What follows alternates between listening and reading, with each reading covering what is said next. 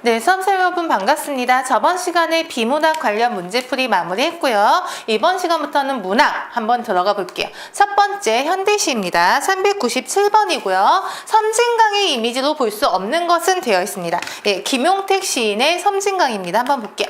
가문 섬진강을 따라가며 보라 라고 되어 있습니다. 제목이 그러니까 섬진강이 당연히 중심 소재가 되겠습니다. 퍼가도 전라도 실핏줄 같은 개울물들이 끊기지 않고 모여 흐르며 퍼가도 마르지 않는다. 예, 이 시 주제이기도 한데요. 섬진강이 어떤 끈질긴 생명력에 대해서 얘기하고 있는 부분입니다. 퍼가도 마르지 않는다.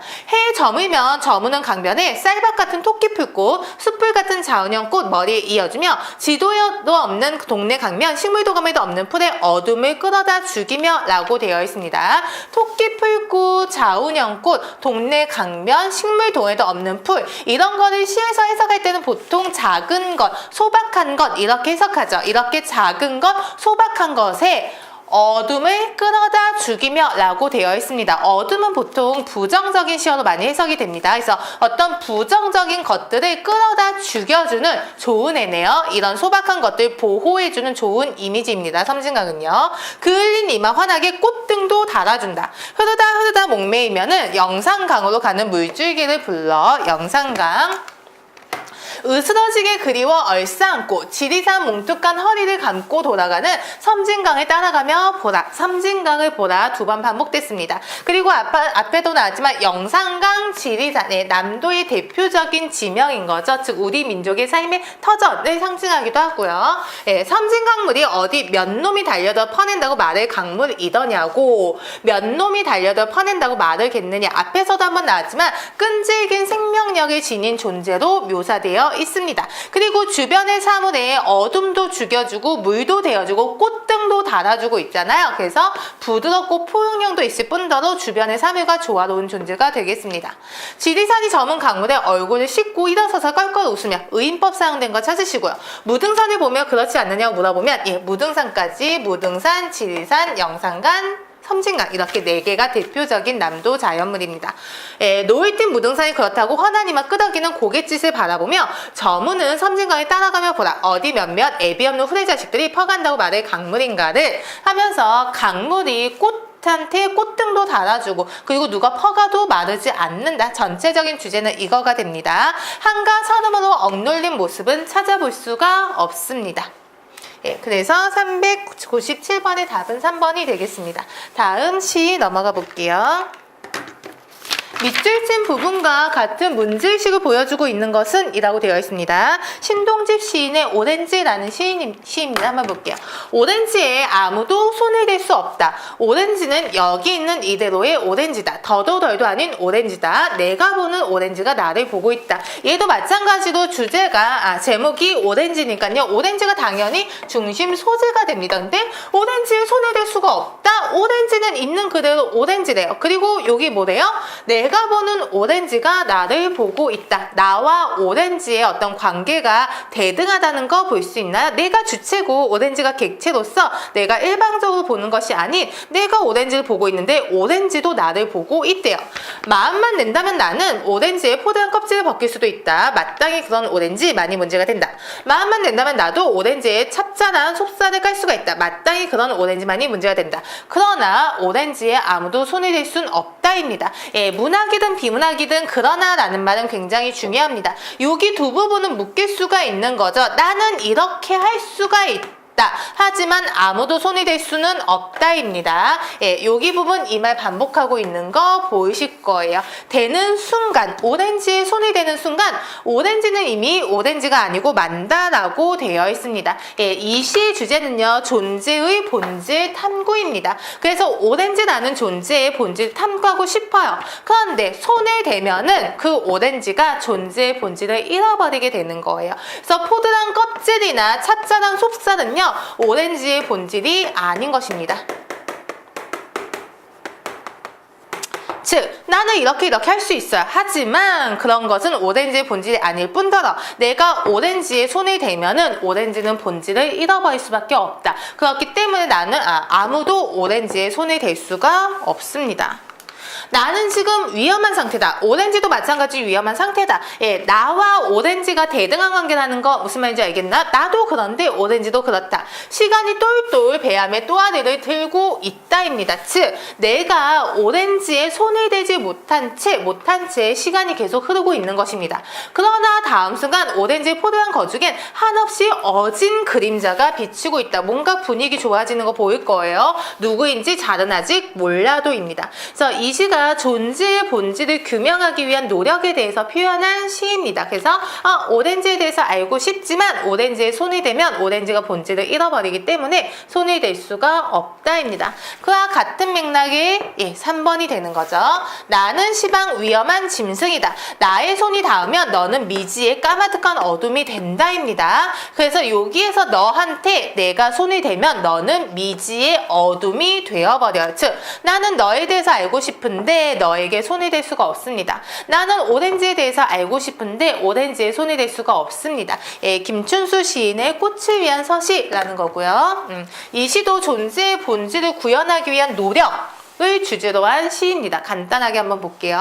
나는 시방 위험한 짐승이다. 은유법이라고 봐야 되죠. 나의 손이 닿으면 너는 미지의 까마득한 어둠이 된다. 앞에 보기랑 그대로 나와있죠. 즉, 나는 너에 대해서 알고 싶은데 나의 손이 닿으면 너는 이미 너가 아니게 돼요. 너는 어둠이 됩니다. 존재의 흔들리는 가지 끝에서 너는 이름도 없이 피었다 진다입니다. 자, 여기에서도 너가 어떤 존재의 본질 찾지 못한 상태인 거 보이실 거예요. 너는 이름도 없이 피었다 지고 있습니다. 즉, 너 자체도 아직은 본질이 구현되지 않은 상태예요. 눈시에 젖어드는 이 무명의 밤에 어둠에 전체적으로 분위기 안 좋은 거 보이실 거예요. 추억의 한 줄씩 불을 밝히고 나는 한밤내 운다입니다. 일반적으로 불을 밝힌다라는 것은 긍정의 행위가 되잖아. 어둠을 몰아낸다. 어둠이 보통 부정이기 때문에요. 그래서 불을 밝히고 나는 한밤내 운다. 나의 울음은 차츰 아닌 밤 돌개바람이 되어 탑을 흔들다가 도래까지 스미면 금이 될 것이다입니다. 울음의 행위 잘 생각해보세요. 울음이 돌개바람이 되어서 탑을 흔들다가 금이 될 것이다. 울음이 결국 금이 된대요. 즉, 울음이란 행위가 지금은 내가 본질을 알지 못해서 속상해서 하는 울음이지만 그 울음이 뭔가 긍정의 행위를 가져올 것이다 라는 정도 해석 가능하죠. 그래서 본질을 알게 될 가능성을 내포한다 라고 해석하는 견해도 있고요. 아니고 그 본질을 탐구하려는 그 노력 자체가 굉장히 소중하기 때문에 금에다 비유했다 라고 해석하는 견해도 있습니다.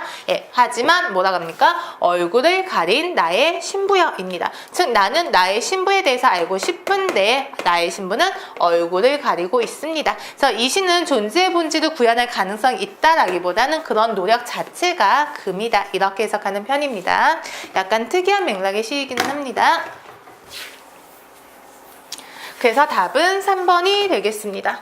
1번, 2번, 4번 모두 굉장히 유명한 시죠. 간단히 보시면요. 풀이 눕는다, 바람보다 더 빨리 눕는다, 바람보다 더 빨리 울고 바람보다 먼저 일어난다. 의인법 사용되었고요. 여기에서 풀은 얘도 강인한 생명력을 가진 존재입니다. 우리 민중을 상징하는 거죠. 그래서 바람 때문에 눕지만 바람 때문에 바람보다 빨리 일어나는 그런 강인한 생명력을 가진 존재. 두 번째, 노천명 시인의 유명한 시인 거죠. 물속의 제 그림자를 들여다보고 잃었던 전설을 생각해내곤 어찌할 수 없는 향수에 슬픈 모가지를 나고 먼 산을 쳐다본다.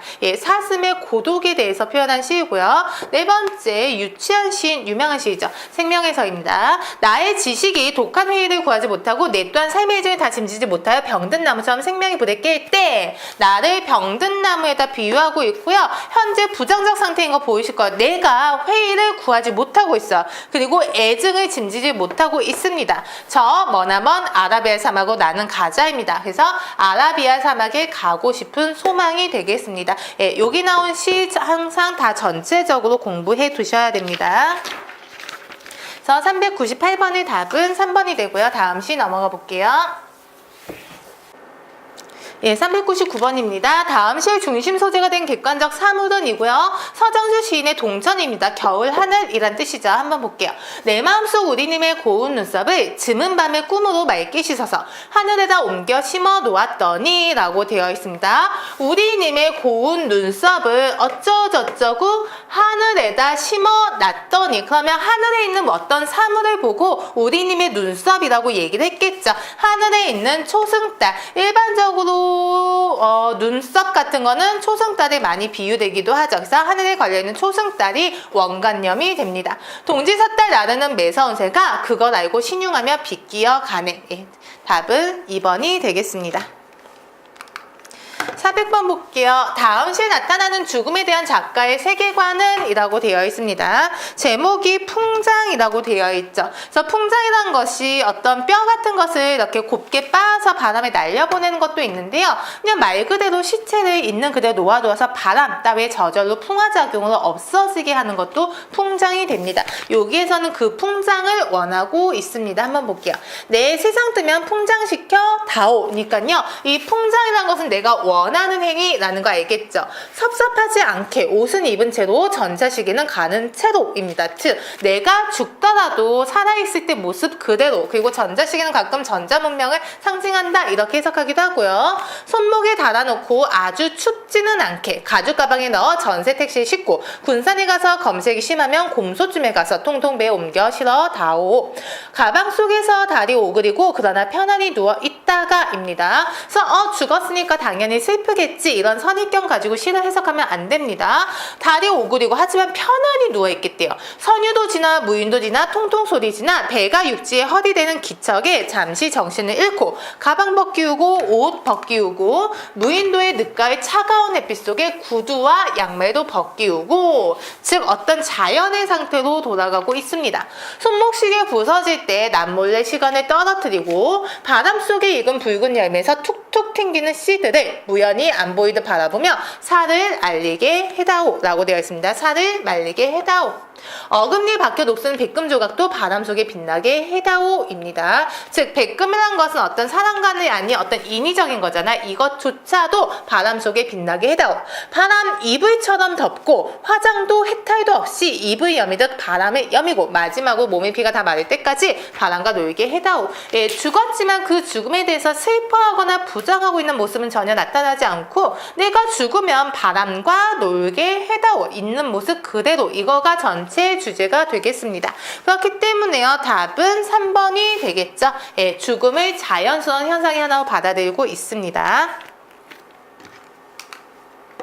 401번입니다. 다음 시의 지은으로 알맞은 것은 이라고 되어 있죠. 예, 박목월 시인의 산도화가 되겠습니다. 그래서 답은 4번이고요. 시는 간단하게 한번 해석을 해볼게요. 전체적으로 어떤 정서가 나와 있지 않고요. 경치 위주로 묘사하고 있는 시입니다. 산은 구강산, 보랏빛 석산, 산도화 두호성이 송이 버는 데입니다. 그래서 석산이 보라색으로 된 돌산이래요. 그래서 약간 신비로운 분위기죠. 산도화도 역시 신비로운 분위기 때문에 동양적 어떤 신비사상으로 많이 해석하는 편입니다. 봄눈노가 흐르는 옷 같은 물에 사슴은 남사슴 발을 씻는다. 사슴 역시 평화로운 분위기가 되겠죠. 그래서 보라색 석산에 산도화가 조금 피어있고 옷 같은 물에 사슴이 발을 씻는 그런 배경을 이렇게 상상하시면 되겠습니다. 401번의 답은 4번이고요. 402번 보겠습니다. 다음 중 같은 작가의 작품이 아닌 것은 되어 있습니다. 가부분 유명하시죠? 윤동주 시인의 서시가 되겠습니다. 두 번째, 어둠 속에서 곱게 풍화작용하는 백골을 들여다보며 눈물 짓는 것이 내가 우는 것이냐. 역시 윤동주 시인의 또 다른 고향이라는 시죠. 세 번째, 파란 녹이 낀 구리 거울 속에 내 얼굴 남아있는 것은 어느 왕조 유물이기에 이다지도 욕될까. 역시 윤동주 시인의 3회록이 되겠습니다.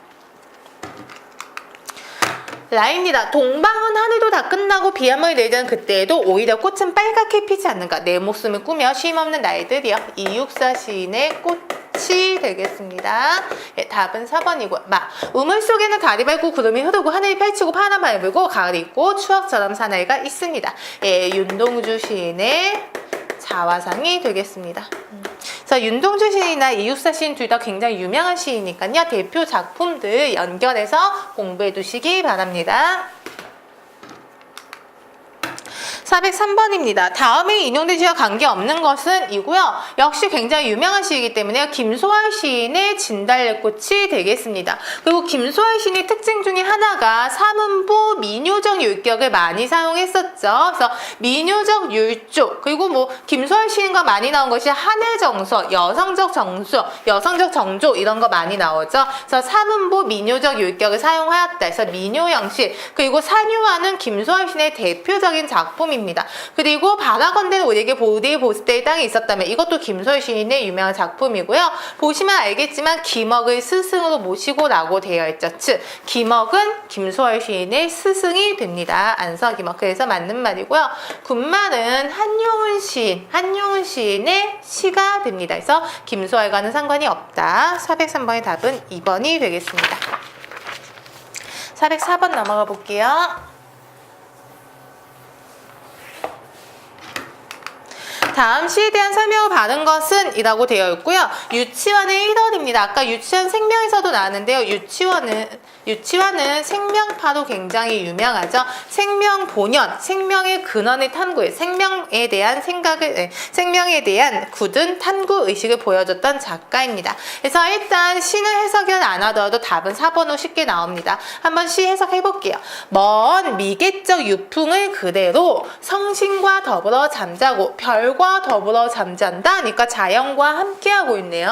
비와 바람을 더불어 근심하고 나의 생명과 생명에 속한 것을 열애하되 생명과 생명에 속한 것을 열렬히 사랑하되 삶과 애련에 빠지지 않음은 그는 치욕임 일례라. 애련에 빠지지 않는 것은 슬플 애자와 불쌍히 여길 연자가 되는 거죠. 즉 슬퍼하고 불쌍하게 여기지 않는 그것은 치욕이기 때문이다. 그래서 난 애련에 빠지지 않겠다 라는 다짐이 되겠습니다. 그래서 404번의 답은 4번이 되겠습니다. 405번입니다. 다음 정중의 시 조찬을 읽은 학생들 반응 중에서 옳지 않은 것은 해석해 볼게요. 햇살 피어 이윽한 후입니다. 즉 햇살이 오고서 햇살이 피고서요. 그거가 시간이 어느 정도 흘렀죠. 이윽하게 시간이 흐른 후 머흘머흘 고를 옮기는 구름. 길경 꽃봉오리 흔들려 씻기우고 해서 여기에서 길경은 도라지인 거죠. 그래서 어휘에서도 알고 있으셔야 되고요. 도라지 꽃은 참고로 여름에 핍니다. 보통 7월 정도에 많이 피죠. 차돌부터 촉촉 죽순이 돋듯 물소리에 이가 시리다입니다. 전체적으로 두 행시 굉장히 간결한 시이고요. 경치 위주로 서술되고 있는 거 보이실 거예요. 아침 분위기고요. 길경이 나왔기 때문에 여름이 배경이 되겠습니다. 맞아볼게요. 앉음새 가리어 양지 쪽에 쪼그리고 서러운 새 되어 흰 바바를 쫓다입니다. 서러운 새가 되었다. 새가 되었다니까 아마도 시적 화자 자기 자신을 얘기하는 것 같고요. 새가 서럽다. 그러면 감정이입을 의심은 하셔야겠죠. 근데 내가 서럽기 때문에 새가 서럽다고 표현을 했겠구나. 정중 시인이 일제강점기 때 시인이기는 합니다. 한번 볼게요. 1번. 밤새 내리던 비가 그친 아침을 시간적 배경을 하고 있군. 햇살이 피어서 이윽한 후니까 아침 정도로 시간은 추측할 수 있고요. 길경 물소리 이가 시리다에서 보듯 초봄의 정화의 배경을 하고 있는데요. 길경은 도라지라고 했었습니다. 도라지는 여름에 꽃이 핀다. 그래서 2번이 틀리고요. 3번. 제 사연은 천할 및 섬도에 튀는 낙수의 모습을 그린 생생한 비유지 대단해 라고 되어 있습니다. 차돌부터 촉촉 죽순이 돋듯 잘 사용이 됐고요. 네 번째, 끄뎌내 서러운 새는 시인 자신과 동일시되고 있는 시적 대상이야. 그래서 내가 서러운 새가 되었다니까 4번도 완전히 맞는 말. 5번 같은 거 잘 보세요. 1941년에 발표된 이 작품은 암울한 상황에 놓인 지식 내 초상화로도 보여입니다. 그래서 정지용 시인이 일제강점기 때 시인이 맞기는 맞습니다.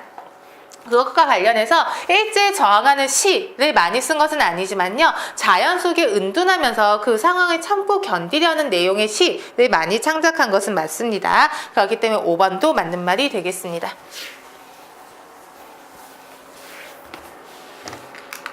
406번입니다. 다음 두 작품의 공통적으로 나타나는 시적 자아의 복합 복합적 신경이 나타낸 것은 가장 적절한 것은입니다. 둘 다 유명하시죠? 가볼게요. 향단아 그네줄을 밀어라 먼 바다로 배를 내어 밀듯이 향단아입니다. 시에서 명령문은 굉장히 중요합니다. 그네줄을 밀어라. 그러면 그네줄을 미는 것이 내가 원하는 상황이고요. 청자가 향단이로 설정이 되어 있기 때문에 화자는 춘향이가 되겠습니다. 먼 바다로 배를 내어 밀듯이 향단아. 그러면 바다라는 것은 내가 원하는 곳이 되는 것이죠. 두 번째, 이 다소곳이 흔들리는 수양버들 나무와 베갯모에 내인 듯한 풀꽃댐으로부터 자잘한 나비새끼 꾀꼬리들로부터 아주 내어 밀듯이 향단아. 그래서 이것들로부터 아주 내어 밀듯이입니다. 그러면 내가 원하는 세계가 바다이고요. 여기는 내가 원하지 않는 세계입니다. 산호도 섬도 없는 저 하늘로 나를 밀어 올려다오 라고 되어 있으니까요. 하늘 역시 내가 원하는 세계. 채색한 구름같이 나를 밀어 올려다오. 이 울렁이는 가슴을 밀어 올려다오입니다. 그래서 똑같은 말 계속 반복하고 있습니다. 나 올려줘, 올려줘, 올려줘. 서울로 가는 달같이는 나는 아무래도 갈 수가 없다입니다. 여기에서 지금 좌절이 나오기 시작하는 거죠. 나를 올려다오, 나를 올려다오 계속 반복하다가 나 갈 수는 없다. 하지만 마지막 부분에 뭐라고 하나요? 올려다오, 포기하지 않네요. 바람이 파도를 밀어 올리듯이 그렇게 나를 밀어 올려다오 향단아입니다. 그래서 이상향으로 많이 해석하자. 하늘이나 바다 같은 거요. 그래서 이상향에 가고 싶지만 갈 수 없습니다. 하지만 포기하지 않습니다. 여기 맞아볼게요. 나 부분입니다. 영화가 시작하기 전에 우리는 일찍 일어나 애국가를 경청한다. 삼천리 화려강산의 을숙도에서 일정한 군을 이루며 갈대숲을 이룩하는 흰 새떼들이 흰 새떼들입니다. 이거는 애국가 화면인 거죠. 자기들끼리 끼룩끼룩 거리면서 자기들끼리 낄낄대면서 1년, 2년, 3년 횡리로 자기들 세상을 이 세상에서 떼어매고 이 세상 밖 어디론가 날아간다. 그래서 새들이 이 세상 밖 어디로 날아간다. 우리들도 우리들끼리 낄낄대면서 깔쭉대면서 우리의 대열 이루고 한 세상 떼어매고 이 세상 밖 어디론가 날아갔으면 하는데 여기 부분이요. 이 세상 밖 어디론가 날아갔으면 하는데 대한사람 대한호 길이 보전해서 각기 자기 자리에 주저앉는다라고 되어 있습니다. 즉 이 세상 밖으로 가고 싶은데 주저앉는다. 무언가를 소망했습니다. 하지만 그것이 좌절이 되고 있는 거죠. 즉 현실을 이탈하고 싶어 해요. 현실을 이탈하고 싶지만 현실로 돌아갈 수가 없습니다. 이탈할 수 없음을 두 글 다 인식하고 있는 것이죠. 그래서 406번의 답은 5번이 되겠습니다.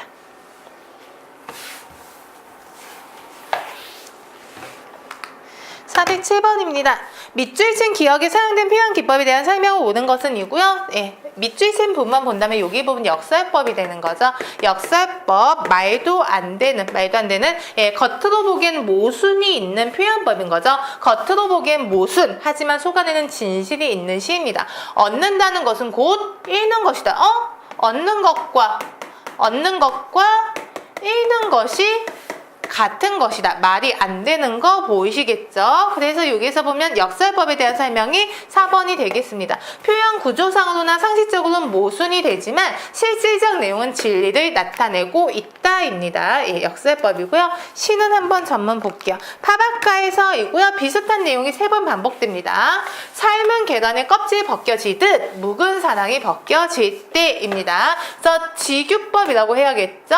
삶은 계란 껍질이 벗겨지듯 묵은 사랑이 벗겨질 때, 즉 이별의 때가 왔을 때 붉은 파밭에 푸른 색상을 보아라 명령하네요. 붉은색, 푸른색 색채 대비도 한번 보시고요. 얻는다는 것은 곧 잃는 것이다 입니다. 제목이 파바카에서니까요. 파바카에서 무언가를 보고 느끼고 해야겠죠. 즉 붉은 파밭에서 파가 파릇파릇 돋아나고 있는 거죠. 즉 푸른색의 파가 돋아나면 붉은색의 땅이 조금씩 안 보이잖아요. 즉 파를 얻기 위해서는 붉은 밭을 조금 포기해야 된다. 그 의미입니다. 그래서 얻는다는 것은 잃는 것이다. 즉 파를 얻기 위해서는 그 땅, 붉은색의 땅을 조금 잃어야 된다. 먼저 하는 성격 너머로 너의 그림자가 움직이듯 묵은 상이 움직일 때 비슷하게 반복되죠. 붉은 파밭에 푸른 색상을 보아라. 얻는다는 것은 곧 잃는 것이다. 새벽에 준 조로의 물이 대낮이 지나도 마르지 않고 젖어 있듯이 묵은 사랑이 뉘우치는 마음의 한복판에 젖어 있을 때, 즉 사랑이 이미 끝났는데 그 사랑이 내 한복판에 젖어 있을 때, 새벽 이슬, 아침 이슬도 말라야 되는데 대낮이 지나도 마르지 않은 것처럼 묵은 사랑이 우리들 마음속에 계속 있을 때 붉은 파밭에 푸른색을 보아라. 얻는다는 것은 곧 잃는 것이다. 즉 이별할 때는 깔끔하게 이별을 하자. 얻는다는 것은 잃는 것도 있어야 한다. 이런 깨우침을 주고 있는 시입니다. 408번 볼게요. 다음 작품이 지닌 특징으로 적절하지 않은 것은 입니다. 한용운 시인의 나룻배와 행인이고요. 워낙 유명한 시인이죠. 그리고 시적 경향도 알아두셔야 됩니다. 나는 나룻배, 당신은 행인. 그리고 일단 크게 봤을 때 여기 부분 수미상관 사용된 거 보이실 거예요. 수미상관의 효과는 운율 형성, 강조, 그리고 구조적인 안정감입니다. 그래서 나는 나룻배, 당신은 행인. 당신은 나를 흙발로 짓밟습니다.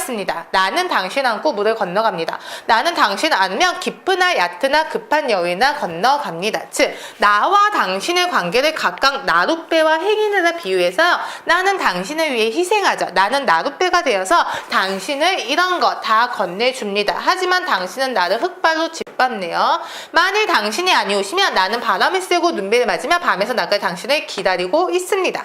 당신은 물만 건너면 나를 돌아보지도 않고 가십니다. 그려. 근데 행인은 나룻배를 돌아보지 않습니다. 그러나 당신이 언제든지 오실 줄만은 알아요. 당신이 오겠다는 믿음 강한 거 보이죠? 나는 당신을 기다리면서 날마다 낡아갑니다. 나는 나룻배, 당신은 행인이 되겠습니다. 한번 볼게요.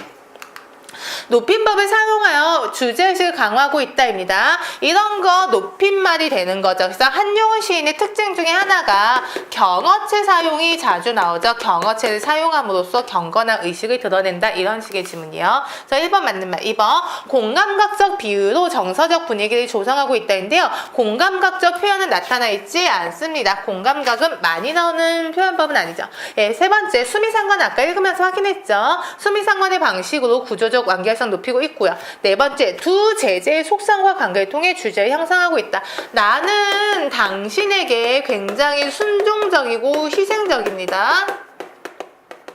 하지만 당신 나에게 어떤가요? 약간 무관심하죠? 무심하죠? 무심이라고 할게요.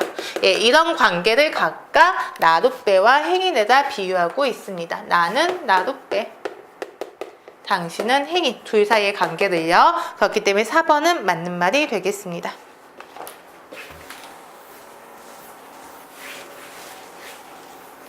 409번 넘어갈게요. 다음 작품을 내재적 관점에서 바라보고 있는 것은 입니다. 그러면 시 해석보다는 내재적 관점, 외재적 관점을 먼저 정리하셔야 됩니다. 내재적 관점이라는 것은 다음 페이지 볼게요.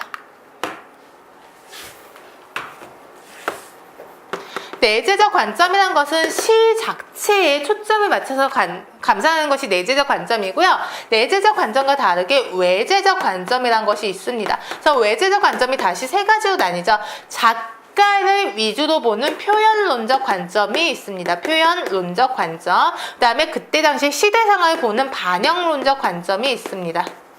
그 다음에 독자가 이 시를 읽고 어떤 감동이나 어떤 교훈을 얻었나 위주로 보는 효용론적 관점이 있습니다. 그러면 여기에서 표현, 반영, 효용이 아닌 작품 자체만을 보고 있는 내재적 관점을 찾아야 됩니다. 다시 정리할게요. 표현론은 시인에 초점을 두고서 감상하는 것. 반영론은 이 시가 쓰여진 현실 상황, 시대적 배경을 중점으로 감상하는 것.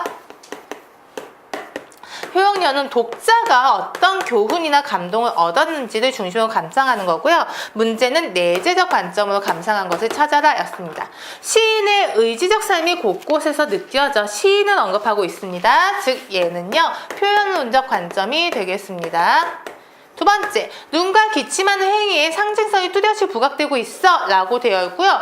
눈과 기침하는 행위는 시 자체에 나온 개념입니다. 시 자체, 그것에 상징성이 부각되고 있어. 얘가 내재적 관점이 되는 거고요. 세 번째, 시인은 죽음조차도 별로 두려워하지 않았던 사람인 것 같아. 시인은 언급하고 있으니까 얘 역시 표현론적 관점이 되겠습니다. 네 번째, 4.19 혁명 이후 강렬한 현실 인식에서 나온 작품인 것 같아 라고 되어 있습니다. 4.19 혁명이라는 시대 상황과 연관지어서 감상하고 있죠. 얘는 반영론적 관점이 되겠습니다. 김수영 시인도 조금 알아두셔야겠죠. 1960, 70년대에 현실 참여시를 많이 썼던 작가입니다. 군사 독재를 비판하는 내용의 시를 많이 썼었죠. 시마저 해석을 해볼게요. 눈은 살아있다. 떨어진 눈은 살아있다. 마당 위에 떨어진 눈은 살아있다. 그래서 눈이 살아있다라고 표현하고 있으니까요. 의인법 사용된 거 찾으시고요. 반복이 되고 있고요. 반복이 되는데 표현이 조금씩 추가되면서 반복되는 거 보이시나요? 그래서 점층법으로 해석을 많이 합니다. 눈은 살아있다. 기침을 하자. 시에서 청유형, 명령형은 중요하죠. 기침을 하자. 그러면 기침을 하는 행위는 긍정의 가능성이 큽니다. 젊은 시인이요. 기침을 하자. 젊은 시인한테 기침하자고 하네요. 눈 위에 대고 기침을 하자. 아, 눈 연결이 됩니다. 눈 떠러 보라고 마음 놓고 기침을 하자. 눈은 살아있다. 다시 반복하네요. 죽음에 잊어버린 영혼과 육체를 위하여 눈은 새벽이 지나도록 살아있다입니다. 죽음에 잊어버린 영혼과 육체를 위해서.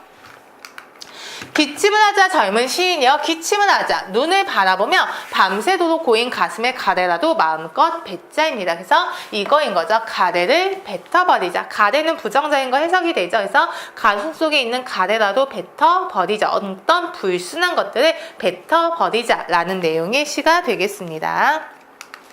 410번 넘어갈게요. 예, 백석의 여승도 굉장히 유명한 자주 나온 시입니다. 다음 글에서 밑줄 친 부분과 유사한 표현이 나타나 있는 문장은 이네요. 예, 표현법 먼저 볼게요.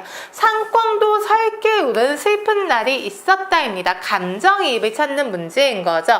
상광이 울고 있습니다. 그 상광이 서럽다라고 표현하는 것은 내 감정이 서럽기 때문에 상광이 서럽다라고 표현을 하는 것이죠. 감정이입 한번 찾아볼게요. 1번 볼게요. 저 물도 내 마음 같아서 울면서 밤길을 흘러가는구나. 저 물도 울면서 밤길을 흘러가는구나. 왜? 내 마음이랑 똑같아서. 즉 나도 슬픈데 물도 슬프구나. 사실은 내가 슬프기 때문에 물이 슬프다라고 표현하고 있는 것이죠. 1번이 감정이입이 되겠습니다. 2번은 역설법 대표의문이죠. 님은 같지만 나는 님을 보내지 아니하였습니다.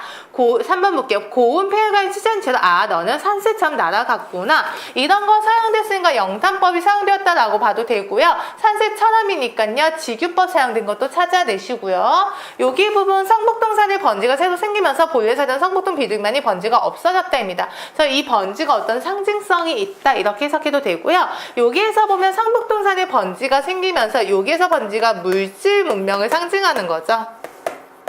어떤 물질 문명이 들어오면서 성북동의 번지가 없어졌다. 비둘기의 번지, 이거가 자연을 상징하는 거죠. 그래서 물질 문명과 자연을 해석하면 얘네 둘은 대조의 개념으로 해석될 수가 있습니다.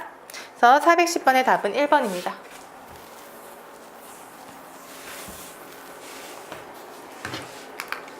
411번입니다. 기니디리 중 보기 밑줄 친 시어와 비유 적 의미가 상통하는 것은입니다. 보기를 먼저 볼게요. 월명사의 제망매가도 굉장히 유명한 시입니다. 한번 전체 먼저 해석해 볼게요. 생사로는 되어 있습니다. 산과 죽음의 길인 거죠. 예, 제망매가는 누이 동생이 죽은 것을 보고 누이 동생을 추모하기 위해 지은 시입니다.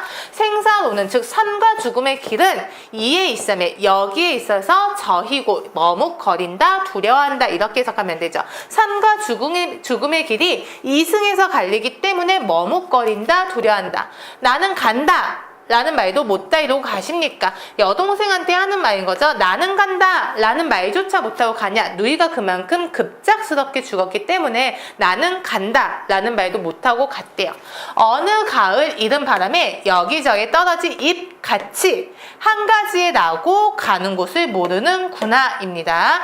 잎이 여기저기 떨어지는 것 같이 한 가지에 나고 가는 곳을 모른다. 그래서 한 가지라는 것은 부모님을 비유하는 거죠. 즉 한 가지에서 너와 내가 같이 잎으로 났는데 너는 가을에 떨어졌다. 하지만 네가 가는 곳을 모르겠구나.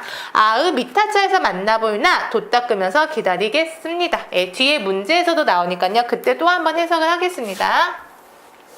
그래서 밑줄 친 부분에 어느 가의 이름하면 여기저기 떨어진 잎처럼 이라고 되어 있죠. 잎이 떨어지다. 누이 동생이 죽다. 즉 잎의 원관념은 죽은 누이 동생이 되겠습니다. 죽은 누이 동생. 앞부분 시 분석해 볼게요. 유리창입니다. 정중 시인의. 유리에 차고 슬픈 것이 어른거린다. 여럿이 써서 입김을 흐리우니 개들은 양 언 날개를 파다 거린다 라고 되어 있습니다. 날개를 파다 거립니다. 즉 내가 유리창에 있는데 무언가 차갑고 슬픈 것이 어린다. 그리고 그것이 날개를 파다 거린다. 차고 슬픈 것이 지우고 보아도 새까만 밤이 밀려나가고 밀려 부딪히고 물먹은 별이 반짝 보석처럼 베낀다. 그래서 유리창을 통해서 별을 보고 있고요. 그 별이 보석처럼 박힌대요. 밤에 홀로 유리를 닦는 것은 외로운 황홀한 심사위원이 역설법 대표 예문입니다. 고운 폐혈관이 찢어진 채로 너는 산새처럼 날아갔구나. 너는 산새처럼 날아갔구나. 여기에서 산새가 죽은 아이를 비유한 말이 되겠죠. 직유법이 되는 거고 너는 산새처럼 날아갔구나 이고요. 여기 동그라미 친 것들 차고 슬픈 것, 날개, 별, 산새 이것이 죽은 아이의 보조관념이 되겠습니다. 즉 아이가 죽고 나서 유리를 보면서 아이를 상상하면서 쓴 시가 되는 거죠. 그래서 유리에 붙어서서 입김을 흐리우니까 차고 슬픈 것이 어리고 내가 그것을 자세히 보기 위해서 지우고 보고 있는 거죠. 그래서 유리를 닦는 행위는 외롭지만 황홀합니다. 아이가 죽은 것을 느끼기 때문에 외롭기도 하지만 또 황홀한 아이를 볼 수 있는 황홀함을 느끼는 시간이기도 합니다. 412번입니다. 윤동주의 서시 역시 굉장히 유명한 작품입니다. 한번 볼게요. 죽는 날까지 하늘을 우러러 한 점 부끄럼이 없기를 입새이는 바람에도 나는 괴로워했다 입니다. 그래서 시간상으로 나눈다면 여기 부분이 과거가 되겠죠. 즉 입새이는 바람 아주 작은 것조차도 괴로워했습니다. 그리고 하늘은 여기에서 긍정의 존재인 거죠. 하늘을 우러러 내가 부끄럼이 없길 바랬다니까 하늘은 나의 어떤 부끄럼 그런 것을 심판해줄 대상이 되는 거겠죠. 별을 노래하는 마음으로 모든 주관과 것들을 사랑해야지. 의지적 어조 느껴지시나요? 그리고 나한테 주어진 길을 걸어가야겠다. 이건 역시 의지적 어조입니다. 시에서 의지적 어조를 파악하는 것은 굉장히 중요합니다. 별을 노래하는 마음으로 모든 죽어간 것들을 사랑할 거야. 그리고 나에게 주어진 길을 걸어갈 거야. 입니다. 별은 당연히 긍정이겠죠. 별, 사랑스러운 모든 것이고요. 죽어가는 것들을 사랑해야지. 나한테 주어진 길 걸어가야지. 그 윤동주 시인에 대해서는 전체적으로 알아두셔야 되죠. 일제강점기 극복 의지를 노래한 시인입니다. 그래서 나한테 주어진 길이라는 것이 조국 독립을 위한 희생의 길.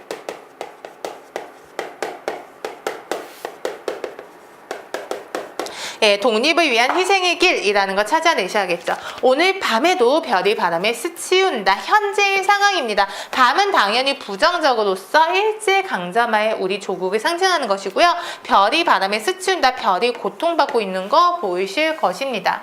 1번 볼게요. 일사행은 지금까지 살아온 생활 고백이다인데요. 보시면 알겠지만 과거형이라고 말씀드렸잖아요. 그렇기 때문에 지금까지 살아온 생활 고백이다. 맞다라고 볼 수 있겠죠. 2번 5에서 8행은 미래의 삶에 대한 신념의 표명이다. 맞겠죠? 뭐뭐 해야지, 뭐뭐 해야겠다. 미래에 대한 삶의 다짐입니다. 1판행과 9행 사이는 주관과 객관의 대립이 드러난다인데요. 해서 봤더니 여기 밑부분은 현재 상황에 대한 객관적인 설명이 되고요. 윗부분은 내 삶에 대한 반성 그리고 의지, 다짐이 되겠죠. 그래서 주관 대 객관이다 라는 말 맞겠습니다. 네 번째, 입새이는 바람은 아주 작은 잘못조차 허락하지 않는 결벽증을 부각시킨다 라고 되어 있습니다. 즉 바람도 바람인데 입새이는 아주 작은 바람인 거잖아. 그것조차도 나는 괴로워했다 입니다. 그래서 결벽증인데요. 부정의 의미의 결벽증이 아니고 순결한 삶을 살고자 하는 그러한 결벽증으로 긍정으로 해석을 하셔야 될 것입니다. 답은 5번입니다. 구행은 어두운 시대 상황과 극복할 수 없는 시련을 비관적으로 표현하고 있다인데요. 어두운 시대 상황은 맞아요. 밤이라는 시어가 어두운 시대 상황 그리고 바람이라는 것이 어떤 시련이 맞는데요. 윤동주 시는 대부분은 극복 의지가 있다라고 해석을 하셔야 됩니다. 그리고 여기에서 보면요. 나에게 주어진 길을 걸어가야지 라고 다짐을 하고 있잖아요. 현재가 부정적인 것은 맞지만 나에게 주어진 길을 걸어가야겠다. 즉 극복 의지가 있다 라고 해석을 하셔야 됩니다. 그렇기 때문에 답은 5번이 되겠습니다.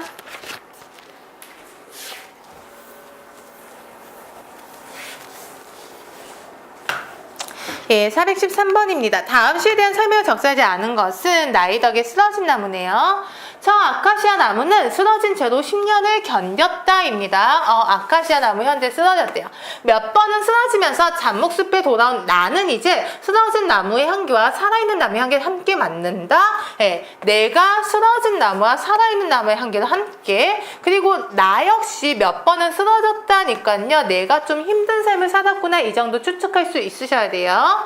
쓰러진 아카시아를 제 몸으로 받아낸 떡갈나무. 사람이 사람을 그쳐놓은 오래 깨어날 수 있으랴. 서리법 중요하죠. 사람이 그렇게 사람을 깨어낼 수 있으랴 라는 것은 사람은 깨어낼 수 없다입니다. 그러면 여기서 떡갈나무는요, 쓰러진 나무를 받아낸 긍정적인 애이고요. 사람은 다른 사람이 쓰러진 것을 받아낼 수가 없는 부정적인 존재입니다. 그래서 자연과 인간이 대조된다, 이것도 해석할 수 있으셔야 됩니다.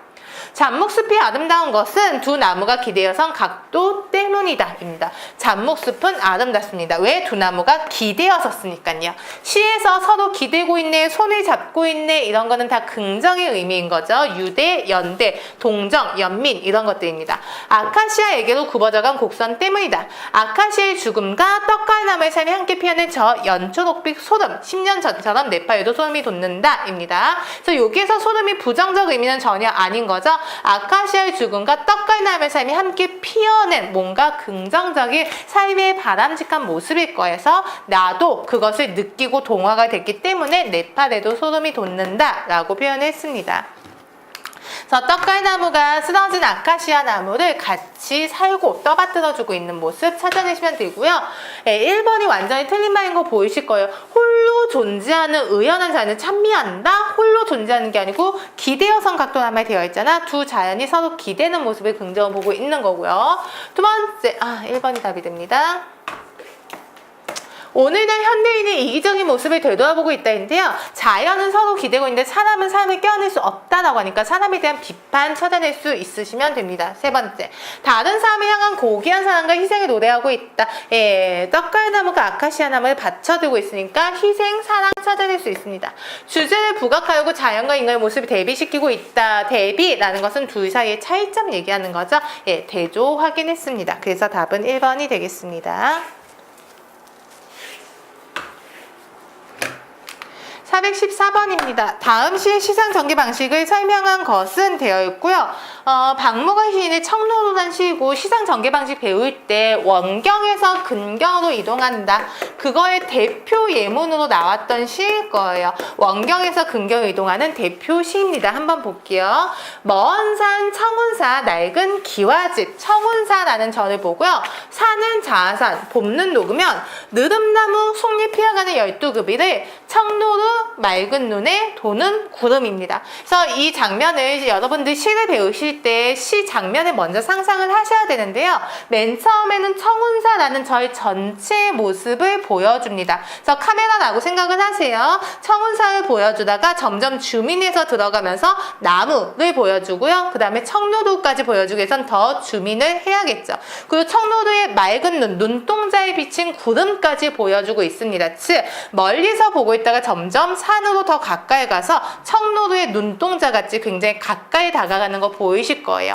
이런 시상 전개 방식을요, 원경에서 근경으로 시선이 이동한다 라고 얘기를 합니다. 그래서 똑같은 말 하고 있는 부분이 어떻게 되는 거죠? 원경에서 근경으로 이동한다 라는 말은 없고요. 어쨌든 시선의 이동이라는 것은 알겠죠. 청운사를 보다가 나무를 보다가 청로를 보다가 이니까요. 시선의 이동에 따라서 전개되고 있다. 답은 1번이 되겠습니다. 이렇게 해서 현대시 관련 문제풀이 마무리를 하고요. 다음 시간에도 역시 이어서 현대시 관련 문제풀이 해보도록 하겠습니다. 예, 고맙습니다.